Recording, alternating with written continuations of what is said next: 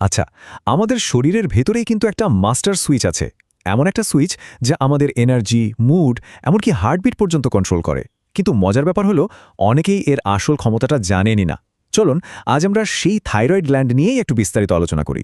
কখনো কি ভেবে দেখেছেন আমাদের শরীরে এমন কোনো প্রজাপতি আকৃতির জিনিস থাকতে পারে যা আমাদের সারাদিনের শক্তিকে নিয়ন্ত্রণ করে? চলুন তো উত্তরটা খুঁজে বের করা যাক। এই যে ঠিক এইখানে আমাদের গলার সামনের দিকে প্রজাপতির মতো দেখতে এই ছোট্ট জিনিসটাই হলো থাইরয়েড। এটা আমাদের শরীরের হরমোন সিস্টেমের অন্যতম বড় একটা গ্রন্থি, কিন্তু এর কাজ কিন্তু বিশাল। তো একে যে মাস্টার সুইচ বলা হচ্ছে, তার কারণটা কি? কারণটা হলো এটাই আমাদের শরীরের মেটাবলিজম মানে বিপাক ক্রিয়াকে কন্ট্রোল করে। এখন কথা হলো এই মেটাবলিজম জিনিসটা আসলে কি? খুব সহজ করে বললে এটা হলো সেই প্রসেস যার মাধ্যমে আমাদের শরীর খাবারকে শক্তিতে কনভার্ট করে। আমাদের শরীরের প্রত্যেকটা সেলের কাজ করার জন্য এই শক্তিটা কিন্তু অপরিহার্য। আর ব্যাপারটা শুধু এনার্জি বানানোতেই থেমে থাকে না। থাইরয়েডের প্রভাব কিন্তু বিশাল। আমাদের হার্ট রেট কেমন থাকবে, আমাদের নার্ভাস সিস্টেম মানে আমাদের মুড কেমন থাকবে, হজম ঠিকঠাক হবে কিনা, এমনকি রিপ্রোডাক্টিভ সিস্টেমের ওপরেও এর বিরাট প্রভাব আছে। সোজা কথায় শরীরের প্রায় সব সিস্টেমই এর কথায় ওঠা বসা করে। কিন্তু প্রশ্ন হলো, থাইরয়েড বুঝবে কি করে যে কখন তাকে হরমোন বানাতে হবে আর কখন থামাতে হবে?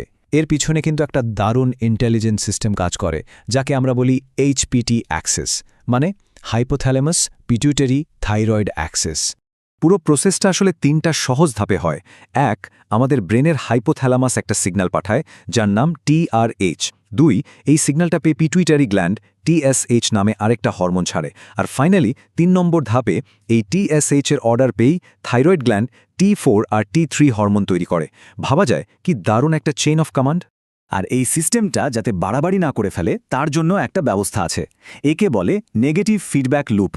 মানে যখন রক্তে হরমোনের পরিমাণ ঠিকঠাক হয়ে যায় তখন সেই হরমোনগুলোই ব্রেনকে গিয়ে বলে, বস অনেক হয়েছে, এবার প্রোডাকশন বন্ধ করো।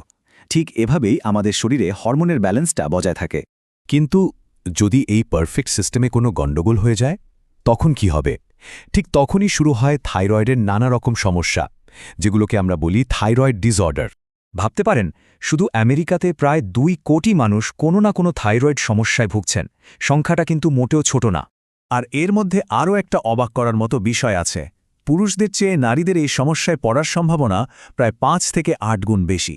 থাইরয়েডের সমস্যাগুলোকে আমরা মূলত ২ ভাগে ভাগ করতে পারি। হয় শরীরটা খুব স্লো হয়ে যায়, নয়তো খুব ফাস্ট, মানে হাইপোথাইরয়েডিজম আর হাইপারথাইরয়েডিজম। তো এই দুটো কন্ডিশনের লক্ষণগুলো কিন্তু একদম আলাদা। একদিকে হাইপোথাইরয়েডিজম, যেখানে থাইরয়েড কম কাজ করে, আর অন্যদিকে হাইপারথাইরয়েডিজম, যেখানে থাইরয়েড ওভার অ্যাক্টিভ হয়ে যায়। দুটো একেবারে ২ মেরুর বাসিন্দা। তাহলে চলুন পার্থক্যটা আরেকবার ঝালিয়ে নিই। হাইপোথাইরয়েডিজমে কি হয়? মেটাবলিজম স্লো হয়ে যায়, ফলে ক্লান্তি আসে, ওজন বাড়ে। আর হাইপারথাইরয়েডিজমে ঠিক তার উল্টো, মেটাবলিজম একদম রকেটের গতিতে চলে, যার ফলে দুশ্চিন্তা, ওজন কমে যাওয়ার মতো সমস্যা দেখা দেয়। আর ব্লাড টেস্টে হাইপোতে TSH লেভেল থাকে হাই আর হাইপারে লো। এখন কথা হচ্ছে হাইপোথাইরয়েডিজম হয় কেন? এর সবচেয়ে কমন কারণ হল হাশিমোটোস থাইরয়েডাইটিস। এটা একটা অটো ইমিউন রোগ, মানে শরীরের নিজেরই ইমিউন সিস্টেম, যেটা আমাদের রক্ষা করার কথা সেটাই ভুল করে থাইরয়েডকে অ্যাটাক করে বসে। এছাড়া আয়োডিনের অভাব বা অপারেশন করে থাইরয়েড বাদ দিলেও এটা হতে পারে। আর হাইপারথাইরয়েডিজমের বেলায় এর প্রধান কারণ হল গ্রেভস ডিজিজ। এটাও আরেকটা অটো ইমিউন রোগ। এখানে আবার ইমিউন সিস্টেম থাইরয়েডকে এত বেশি স্টিমুলেট করে যে সে প্রয়োজনের চেয়ে অনেক বেশি হরমোন বানাতে শুরু করে। এছাড়া থাইরয়েড নডিউল বা কিছু ওষুধের সাইড এফেক্টেও এটা হতে পারে। তাহলে ডাক্তাররা কিভাবে বোঝেন যে কোনটা হয়েছে? এর পেছনের সিগন্যালগুলো ডিকোড করাটা কিন্তু বেশ ইন্টারেস্টিং। ব্যাপারটা আসলে খুব লজিক্যাল। ভাবুন, হাইপোথাইরয়েডিজমে কি হচ্ছে? থাইরয়েড তো কাজ করছে না, ঘুমিয়ে আছে। তাই ব্রেনের পিটুইটারি গ্ল্যান্ড তাকে জাগানোর জন্য চিৎকার করে TSH পাঠাতে থাকে, ওঠো, কাজ করো। ফলে রক্তে TSH লেভেল অনেক হাই পাওয়া যায়। আর হাইপারথাইরয়েডিজমে থাইরয়েড তো ওভারটাইম কাজ করছে, তাই রক্তে হরমোন উপচে পড়ছে। এই অবস্থা দেখে পিটুইটারি বলে, থামো, আর TSH লাগবে না। তাই রক্তে TSH লেভেল একদম লো হয়ে যায়। সিম্পল, তাই না? তাহলে বুঝতেই পারছেন আমাদের গলার এই ছোট্ট প্রজাপতিটার ক্ষমতা কতটা বিশাল। আমাদের পুরো শরীরটাই কিন্তু এর ইশারায় চলে।